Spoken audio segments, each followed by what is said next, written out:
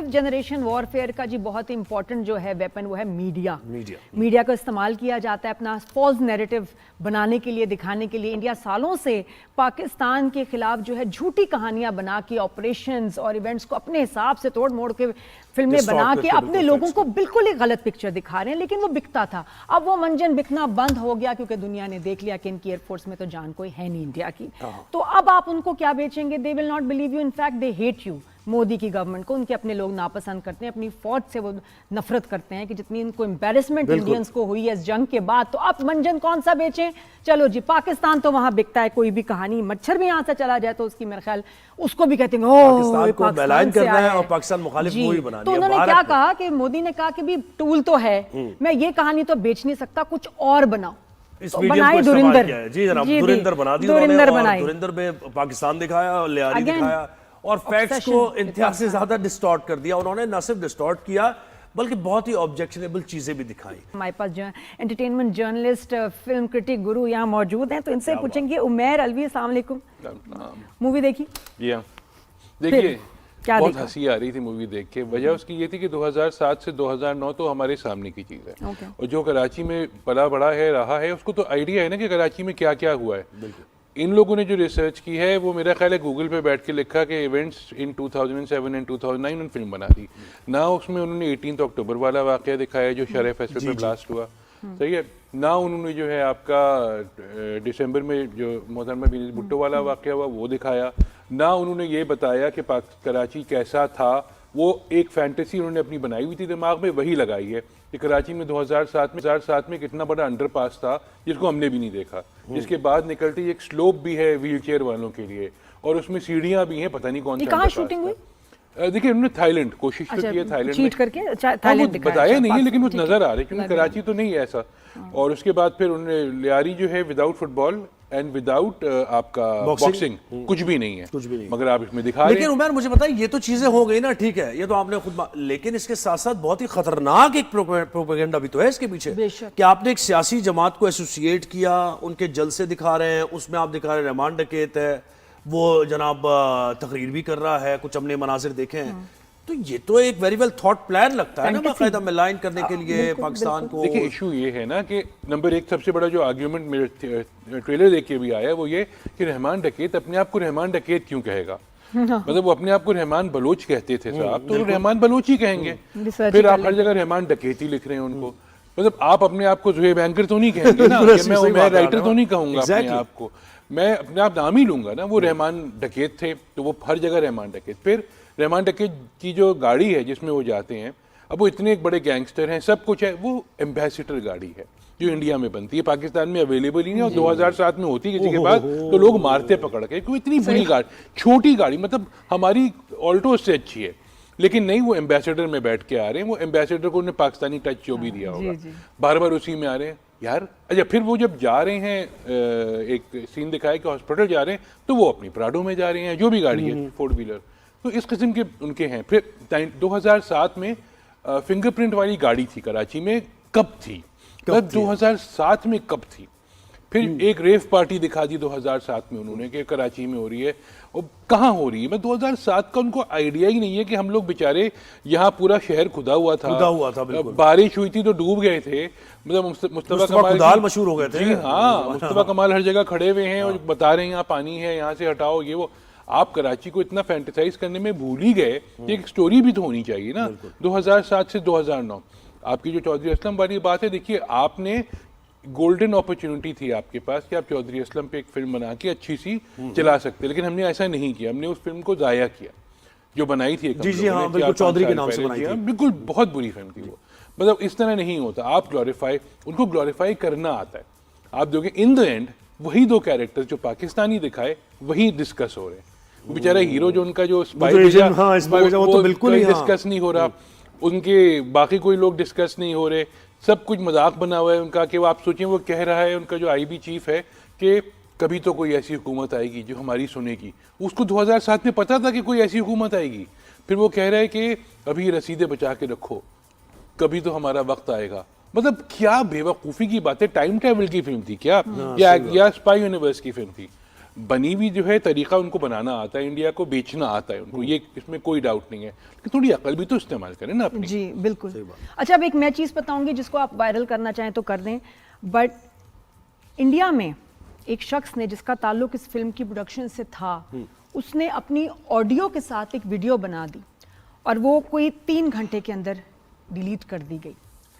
उस वीडियो में क्या है? उस वीडियो में ये बताया उस शख्स ने कि धुरंधर फिल्म का एक एक पेज, एक एक सीन डायरेक्ट मोदी के पास जाता था फॉर अप्रूवल, और फिर वो चेंजेस करके अपने 1-2 लोगों से मशवरा करके जो भी कि क्या डालना चाहता है ये वो वापस भेजता था। एक एक सीन मोदी ने लिखवाया है। और जब ये वीडियो किसी जिस मोदी को तो बोलना नहीं आता वो सीन क्या नहीं, जब वो प्रोडक्शन वाले ने बनाई ना सारा, उसने वीडियो डाल दी, डिलीट क्यों हुई, गायब क्यों कर दिया गया इस वीडियो को?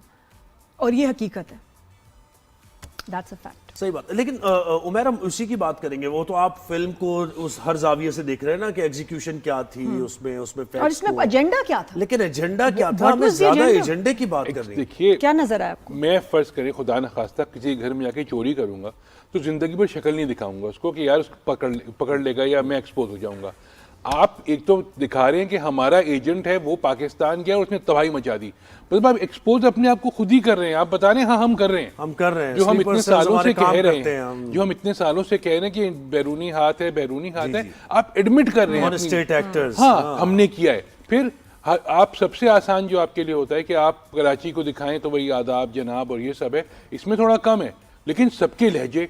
अब वो जो पॉलिटिशियन दिखाया लियारी का आपने, वो कह रहे एक बात याद रखियो, मतलब वो पॉलिटिशियन लियारी वाला कहेगा बात याद रखियो, फिर वो कह रहे कि छेती छेती आओ, मतलब वो पंजाबी भी बोल रहा है, वो आपका पुराना एक्सेंट वहाँ का भी इस्तेमाल करे इंडिया का, फिर वो आपका उर्दू भी बोल रहा है, मतलब इस तरह तो नहीं है। फिर आप सोचिए कैमरा लगाया हुआ है उन्होंने, कैमरा 2007-2009 में वो मिनिएचर कैमरा कहाँ से ले आए जो छुपा के रखा हुआ है उन्होंने। अच्छा, अजीब मतलब टेक्नोलॉजी तो ऐसी दिखाई है कि वो लेटेस्ट है।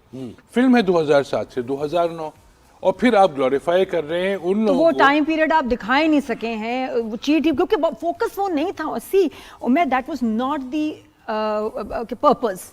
उन्होंने एक अच्छी टाइम पीरियड फिल्म बनाई नहीं, मकसद ही नहीं है, उन्होंने सिर्फ दिखाना था जो उनको इंस्ट्रक्शंस ऊपर से मिल रही हैं। मोदी को इस फिल्म से, इस फैंटेसी फिल्म से क्या फायदा है?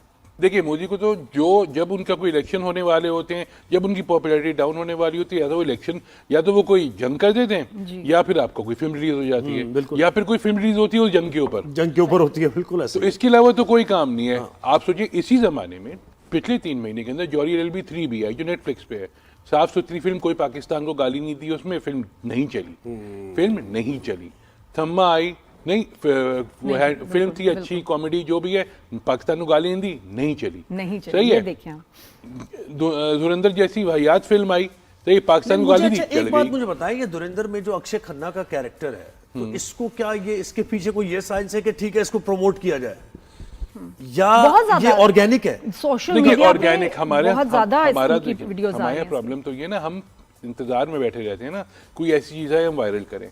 अब वो एनिमल आई थी, उसमें बॉबी देओल को जबरदस्ती का चढ़ा दिया, वो कोई ना ओरिजिनल गाना था, ना कोई ओरिजिनल चीज की थी, लेकिन वो बस हम वायरल तो करना है। हमारे यहाँ 2 दिन की वायरलिटी है, 3 दिन, तीसरे दिन से भूल जाते हैं। यहाँ भी यही चल जाएगा ये। अभी सब हर आदमी जो है वीडियो अपनी लगा रहा है, काला कोट पहन के, काला कुर्ता पहन के, 4-5 दिन बाद कोई और चीज आएगी, कुछ तो वायरल करना है ना उसको, ताकि फिल्म जो है डिस्कस हो, देखी जाए। ओवर एक्टिंग की उससे मुझे लग रहा है वो जलसे हुए जो बात बहुत ही ज्यादा एक्सप्रेशन ओवर एक्सप्रेसिव है वो। देखिए, ओवरऑल सब ने ही ओवर एक्टिंग की है ना उसके अंदर देखा जाए।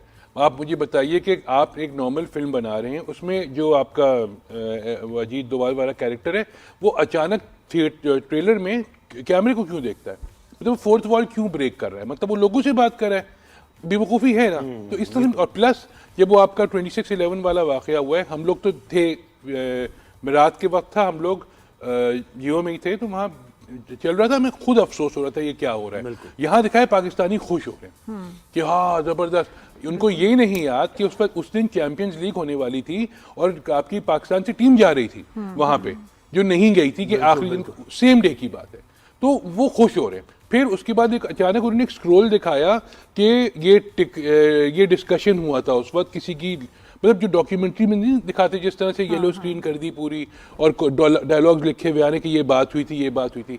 डॉक्यूमेंट्री में होता है। तो मेरा एंड क्या है, उसका कंक्लूजन क्या है, यानी धुरंधर में क्या दिखाया है? कंक्लूजन ये है कि जो इंडियन स्पाई है वो अचानक से बैठ के अंदर से सब कुछ खराब कर रहा है, जितनी बुराई हो रही है, जो कुछ हो रहा है वो सब उसने किया है, सेंटर ऑफ द यूनिवर्स वो है, ठीक है, उसको कुट भी लगी है, पिटा भी है, मार भी खाई है, सब कुछ हुआ है, लेकिन क्योंकि वो इंडियन स्पाई है सब कर जिस मिशन पे आया था वो उसका अभी पार्ट 2 है ना। अच्छा, पार्ट 2 भी आना है, कंटिन्यूड। अभी मोदी देख रहा है स्क्रिप्ट, उसने इसके 4-5 वर्जन्स निकालने हैं, मेरा ख्याल है खुद भी एक्टिंग करेगा उसमें, उसको खुद भी नजर आएगा। बिल्कुल, कहीं ना कहीं उसने कहना है कि बस फास्ट फॉरवर्ड करो और मोदी से कनेक्ट करो हर चीज को। अच्छा, आप ये देखें कि अभी 10 के बाद हाय हाय अपनी एयरफोर्स पे इंडिया फिल्म बनाता है तो वो पिट जाती है, अपनी आर्मी के ऊपर फिल्म बनाता है वो पिट जाती है, नेवी के ऊपर जिक्र करता है तो वो पिट जाती है। तो मसला ये है कि अभी अपनी फोर्सेस को ग्लोरीफाई कर ही नहीं सकते, इतनी शर्मिंदगी होगी। लोग जो गुस्से में है, गुस्सा कम करना चाह रहे कि देखो हमने पाकिस्तान के साथ बुरा किया, ये देखो ये हम ये भी कर चुके हैं, लेकिन that's not going to work because लोगों के सामने अब एक्सपोज हो चुका है इनका अपना जो है अपनी वीकनेसेस, इनकी फौज की वीकनेसेस, इनके अपने फौजी बोल रहे हैं आके कि जी हमारा ना स्ट्रेटेजी ना ट्रेनिंग ना कोई हमारा कहते हैं विजन है, कुछ भी नहीं है। तो उसमें अब आके ये इन्होंने कहा डायरेक्शन चेंज करो और पाकिस्तान की हिस्ट्री को डिस्टॉर्ट करो, उनके कैरेक्टर्स को डिस्टॉर्ट करके उसमें डाल दो कि नहीं हमने तो ये भी इतना कुछ पाकिस्तान, क्योंकि ये पता है क्या है, ये मेंटल जंग लड़ रहे हैं लोगों को बताने के लिए कि हमने बड़ा डैमेज किया है पाकिस्तान को ख्वाबों में, ख्यालों में। अच्छा, मुझे चौधरी असलम के किरदार से बता ले, वो कैसा ग्रे किरदार है या कोई हीरो है या फिर वो विलन है, क्या दिखाया उसको? एक तो नंबर 1 वो स्पेशल अपीयरेंस है, ठीक है, स्पेशल अपीयरेंस, वो स्पेशल अपीयरेंस लिखा हुआ है उसमें। किसकी? चौधरी असलम, संजय दत्त। हाँ, क्योंकि देखिए स्टार्ट में रणवीर सिंह का नाम आया, फिर अक्षय खन्ना का आया, special appearance by Sanjay Dutt, ठीक है। संजय दत्त की एंट्री बहुत धांसू दिखाई उन्होंने कि बहुत तगड़े पुलिस वाले हैं, सुपर कॉप हैं बेसिकली, और उसके बाद फिर ये, लेकिन बाद में उन्होंने दिखाया कि उनकी जो डोर है बेसिकली वो पॉलिटिशियंस के हाथ में है। अच्छा। आपने ये दिखा दिया, मतलब आपने ये दिखा दिया कि ये बस ऐसे ही है, ये हम इसको चला रहे हैं। कुछ भी नहीं है। संजय दत्त की डोर आज भी पॉलिटिशियंस के ही उनके हाथ में, पॉलिटिसाइज है सारा मामला, इनके पुलिस भी और सारी अगर ये थोड़ी सी पुरानी वीडियोस देख लेते तो कभी चौधरी असलम ने बुलेट प्रूफ वेस्ट नहीं पहनी। अब जो आखिरी का फाइट सीक्वेंस है उसमें उनको दिखाया बुलेट प्रूफ वेस्ट एक दो दफा खैर है वो, लेकिन अच्छा अब चले हम अपनी मूवी की बात करते हैं ना, वो धुरंधर तो ठीक है ना, कहीं भी जाए। I just feel the way कि अब हमें भी कुछ ऐसी फिल्म्स बनानी चाहिए जिसमें हम असली फैक्ट्स लोगों को दिखाएं, वो इंडिया भी पहुंचे। एक मसला है, देखिए हमारे साथ प्रॉब्लम ये है, हम जब भी बनाते हैं हम अच्छी नहीं बनाते, वही तो बात है ना कि उसकी एग्जीक्यूशन। आप सोचिए आज भी जब हमने लास्ट निशानी हैदर का ड्रामा बनाया था उसमें भी जो इंडियंस दिखाए थे तो वो इंडियंस वही दिखाए थे कि वो जिस तरह होते हैं 1960s के ना, तिलक लगाए हुए बैठे हुए, और वो एक्शन बहुत अच्छी फिल्म थी। उमर मुझे बताया, नीलोफर आपने देखी हमारी movie, and I think Bilal Ashari, मैं बताऊं सच्ची, ये बिलाल आशारी बना सकता है, बहुत ही कमाल फिल्म। फिर तो बिलाल 2025 सुन रहे हैं आप हमारी बात, you are needed please very much, दिल से आपको करना पड़ेगा। 2030 नहीं जल्दी बनाएंगे, ज्यादा बननी चाहिए, क्वांटिटी भी जरूरी है। बिलाल आशारी बना सकते हैं। नीलोफर कैसी लगी? देखिए मुझे मजा नहीं आया, सीधी सी बात है। उसमें देखिए प्रॉब्लम ये है कि हम इस वक्त जो है टाइम इज मनी बेसिकली, ठीक है, और मनी इज मनी, तो अगर आपका दोनों का लॉस हो रहा हो, 1.5 घंटे 2 घंटे की फिल्म क्या मसला, आप देखिए आप टेलीफिल्म बना रहे हैं ना, अब देखिए आप उनका जो है इंडिया किस स्कोप पे जा रहा है, किस लेवल की फिल्में बना रहे हैं, और आप किस लेवल की फिल्म बना रहे हैं। लेकिन क्या नीलोफर में आपको क्या कमी नजर आई? मुझे तो सभी कमी नजर आई, मुझे कुछ भी अच्छा नहीं लगा, मतलब परफॉर्मेंस में, फोटोग्राफी, स्टोरी। देखिए मैं फिल्म देखने जा रहा हूँ, मैं पैसे खर्चा करके फिल्म देखने जा रहा हूँ, मुझे आप टेलीफिल्म दिखा रहे हैं, ये पीछे गाने बज रहे हैं, सब एक्शन जो है वो कुछ है ही नहीं है, नॉर्मल सी मेलो सी फिल्म है, चल रही है, अंधी लड़की दिखाई है आपने जो अपने आप को शीशे में खड़े होकर चाटे मार रही है, पैरेलल सिनेमा टाइप जैसे होता है। पैरेलल सिनेमा भी थोड़ी सी अकल लगा लेते हैं ना। अब आप जब ऑडियंस को बेवकूफ समझेंगे तो ऑडियंस नहीं समझ जाएगी, ऑडियंस हमारी स्मार्ट हो गई है, हमारी ऑडियंस वो है जो धुरंधर देख के भी गालियां दे रही होती है उनको, हमारी ऑडियंस वो है जो उसको पता है कि कोई अच्छी फिल्म है तो अप्रिशिएट भी करते हैं। अच्छा आप नंबर बताएं नीलोफर को कितने देंगे आउट ऑफ 10? देखिए 5 तो मैं दूंगा, 5 दूंगा। थैंक यू सो मच, बहुत शुक्रिया उमर, आपने टाइम दिया।